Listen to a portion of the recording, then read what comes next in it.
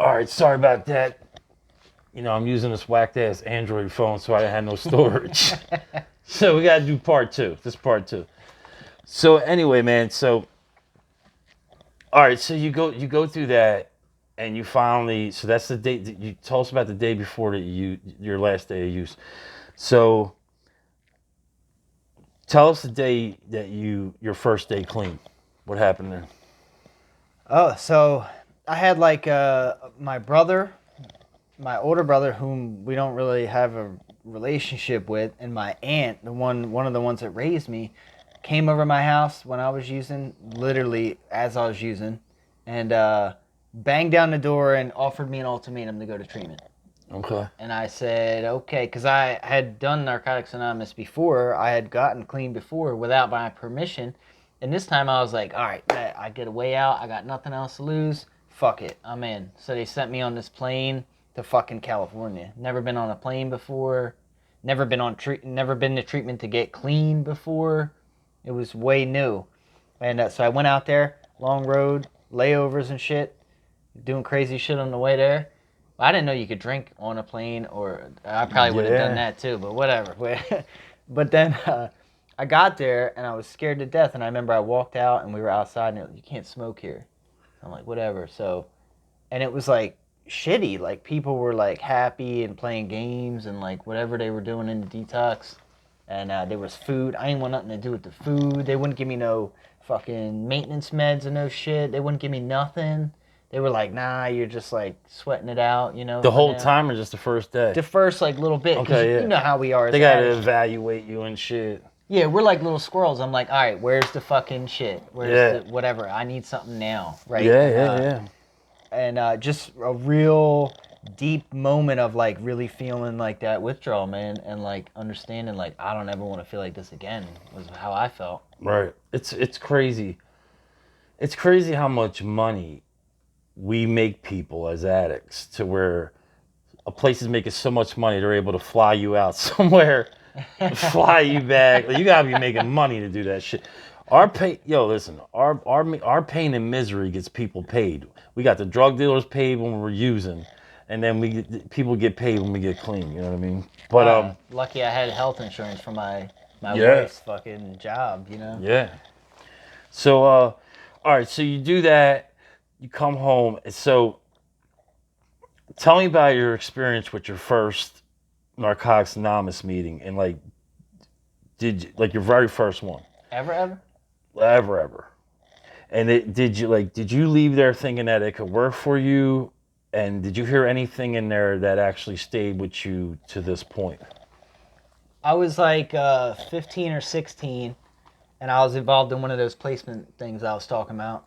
So in a step down program, I had to go to this rehab, and I went there, and they took us to outside meetings like twice. Once you get like leveled up, so I went to this outside meeting, and this dude Greg, he's still clean. Greg B, he's still clean, like in our area, like still doing his thing. Damn. He gave me my first hug, man. He was like, "Come here," you know. He was the greeter at the time. Right. He gave me that hug, and there was like some like younger people in the crowd. Like, and that was when you were 15. Yeah. And you remember that. Whatever, either 15 or 16. I was young, man. So that a hug could be a seed planted, basically. You know. Yeah, I don't know what I heard or if I heard anything. I really didn't know what the fuck was going on, what they're reading. I know I drank coffee because I didn't drink no coffee in like a minute. Right.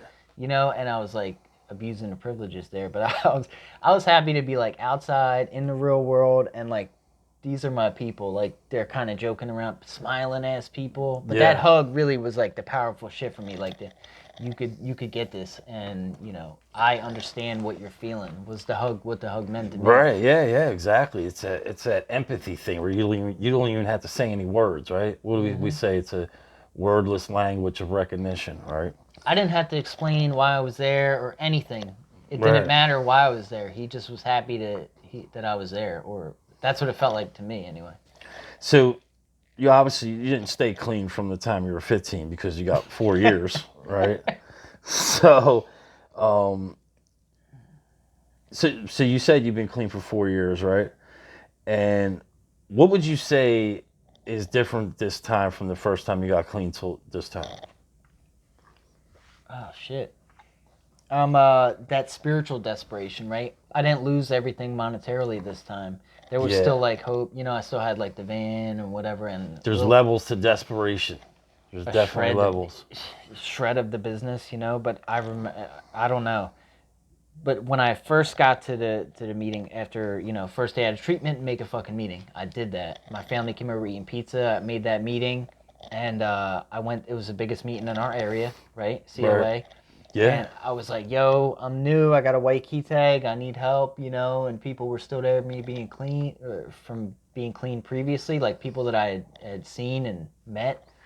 And there was like this passion that, like, not only like I wanted the freedom, Yeah. but like there was a passion that like I could be one of those people. I could be one of those beacons of hope. As self-centered as it sounds, right? I could be somebody that somebody else looks up to.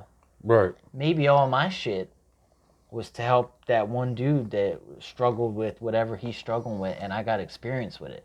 Yeah. I felt like my shit mattered for once, you know? Right. Yeah. Absolutely. So,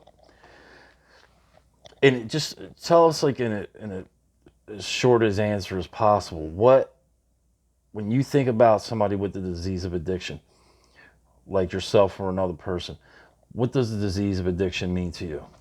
The voice that talks to me in my own head, you know? Yeah. Absolutely. So it's for me. It's like it's so broad. You know what I mean? But you're right. It's like you're literally listening to yourself talking. I tell people all the time, man. I definitely feel like I got two people in my head, and they just conversate. And it's one of the reasons I think I talk to myself a lot. I talk to myself a lot, bro. You know, I do. I do too. The guy that works with me, he'll tell you that too. Yeah. Let me ask you this: do you think there's a cure for the disease of addiction? And if so, why? And if not, why? I don't think there's a cure, man, because like there's moments where I thought I had this thing batting down the hatches. I thought I had it, you know, good, and then even arrested, we'll call it, right? Even in times this recovery, previous recoveries, even as far as like a behavior, right? I thought I had like a behavior arrested, and then without the treatment, right? Like if I stop, you know, talking about it, or even just in a real quick sense, if I don't make a meeting for like 2 weeks, Right. right? I start acting, doing crazy shit. Like Yeah, you can feel it. Yeah. I start thinking weird. I start, you know, driving home, seeing people hanging out at the bar, like, you know, hey, what's going on over there? Just like those little fleeting thoughts. I'm not saying it, you know, but I don't think there's a cure, right? I think that what I found in NA is definitely like the necessary medicine The treatment, like, for the right treatment. for this dude. Yeah, for me. No, I mean, as Yeah. far when I say the right treatment, I mean that's how I looked at my drug use. Now, that's how I look now back at my drug use. Is like, okay, I had a disease. I was just treating it with the wrong kind of treatment.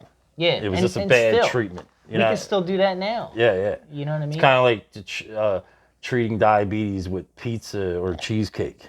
You know what I mean? That's what the drugs were. It was just a bad treatment. You know what I mean? So the latest numbers I looked at, the recovery rate's about 4%. Meaning, like, so if 100 people walk into a meeting for the first time trying to get clean, you're lucky if 4 people stay clean for a year, and then I think it goes to one of those might stay clean for 5 or more years. Tell me why you think that rate is so low. What's the hardest thing for an addict to do? Ask for help. Yeah. I think that's what it is, right? A lot of us do the 1, 2, 3 shuffle, and we don't really, you know, find something. We still think that the world happens for. I still thought that the world happened for me. Hmm. I still get caught up with that, right? That like this is happening for me or to me, Right. right? And I think that I got some kind of power to control my own life, even though evidence to the fucking contrary proves otherwise, right? I don't know how to live with or without drugs. And I think people still hold on to that little shred. It's like the deepest level of surrender that we can experience here. That like I need to do this forever, Right. you know? And I And think age has something to play with that. Come in 18, 19 years old, you're not really grasping the disease concept. You think, oh, I just been running to the wrong people. I've had some fucked up circumstances in my life. I just need to get cleaned up for a while. I think there's a lot of that going on. You know what I mean? That's probably why you mentioned the 1, 2, 3 shuffle. And if you don't know what that is, it's like, you know, you don't get past your third step. It's like one step. It's like you never get to your fourth step, where that turning point in your recovery, and it just goes out the window. So when you think about the life of, like, your wildest dreams in life, right? Real fast, tell me what that looked like when you were 18, and what does that look like now?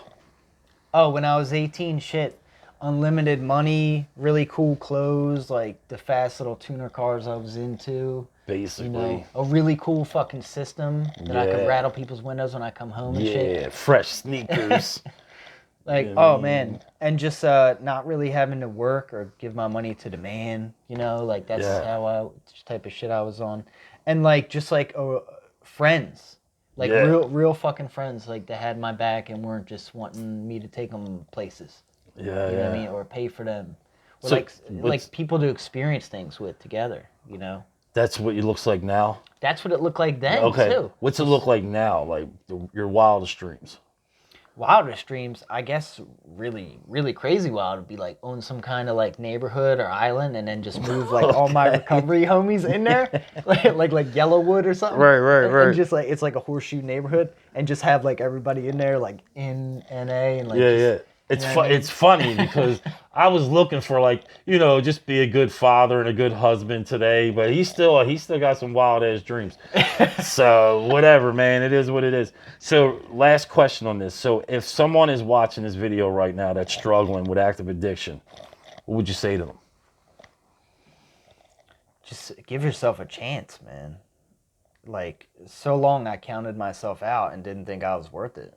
I thought, you know, I was trash, so I attracted trash and you know, whatever you put out in the world is like a fucking magnet, right?